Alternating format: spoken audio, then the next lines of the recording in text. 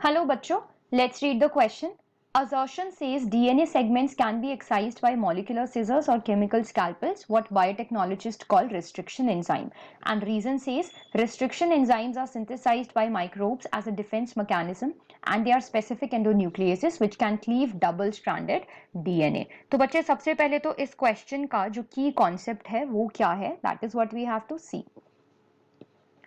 तो की कॉन्सेप्ट ये है कि What are restriction endonucleases? पहले तो हमें यही पता होना चाहिए कि restriction endonucleases क्या होते हैं और इनके other names क्या क्या हैं.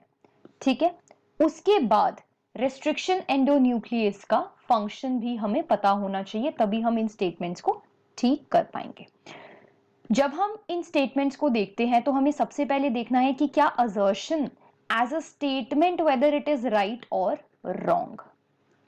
उसके बाद अगर ये राइट है तो क्या रीजन इसकी करेक्ट एक्सप्लेनेशन है, और उससे भी पहले हमें ये देखना पड़ेगा कि क्या reason as a statement right है या फिर रॉन्ग है, और अगर राइट है तो क्या ये करेक्टली स्टेटमेंट को, असर्शन स्टेटमेंट को एक्सप्लेन कर पा रहा है या फिर नहीं.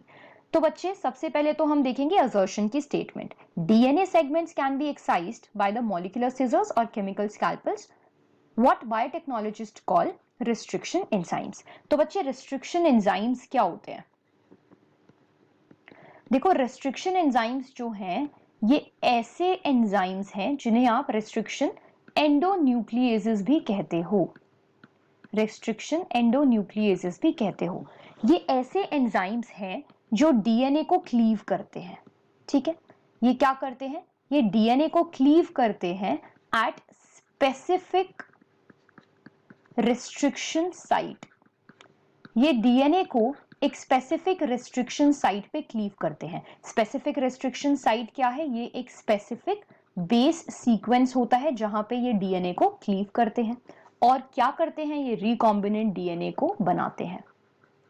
रिकॉम्बिनेंट डीएनए टेक्नोलॉजी में ये मॉलिक्यूलर सिजर्स हेल्प करते हैं. तो क्योंकि ये डीएनए को क्लीव कर रहे हैं इसलिए हम इसको मॉलिक्यूलर सिजर्स या फिर केमिकल स्कैल्पल्स भी बोलते हैं. सो असर्शन जो है वो एब्सोल्युटली राइट है. Now restriction enzymes are synthesized by the microbes. बिल्कुल ठीक बात है. restriction enzymes जो है ये microbes से synthesize होते हैं, जैसे कि बैक्टीरिया या फिर आर्किया. ठीक है ना, जैसे कि bacteria, archaea. As a defence mechanism, बिल्कुल बैक्टीरियाज में बच्चे रिस्ट्रिक्शन एंजाइम्स कैसे प्रेजेंट होते हैं? एज अ डिफेंस मैकेनिज्म ही प्रेजेंट होते हैं. And they are specific endonucleases. ये हम ऑलरेडी देख चुके हैं कि ये इतने स्पेसिफिक हैं कि इनकी एक बहुत ही स्पेसिफिक रिस्ट्रिक्शन साइट होती है जहां पे ये कट लगाते हैं between the two fixed basis which can cleave the double stranded DNA. Absolutely right. ये अगर एक double stranded DNA है और मान लो हमारे पास एक restriction enzyme है which is ECOR1, E. coli से इसको isolate किया गया है और R13Y इसका strain माना जाता है. ठीक है ना. तो बच्चे ये हो गया डबल स्ट्रैंडेड, ये डबल स्ट्रैंडेड डीएनए हो गया. तो ऊपर अगर हम लिखें GAATTC, ठीक है, और नीचे भी हम यहाँ पे पैलिंड्रोम इसको लिख दे GAATTC.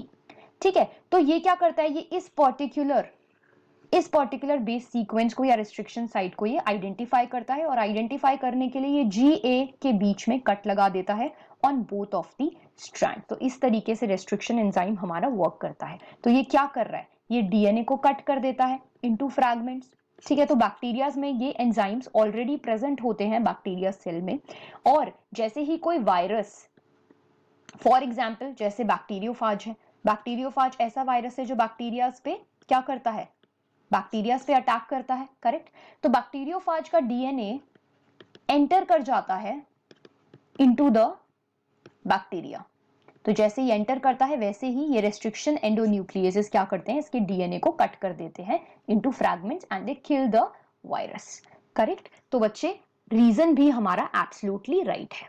तो फाइनल आंसर क्या होगा? फाइनल आंसर हमारा होगा कि, और ऑल्सो ये चीज भी आपको रियलाइज होगी कि ये रीजन जो है it is also very correct explanation of the statement.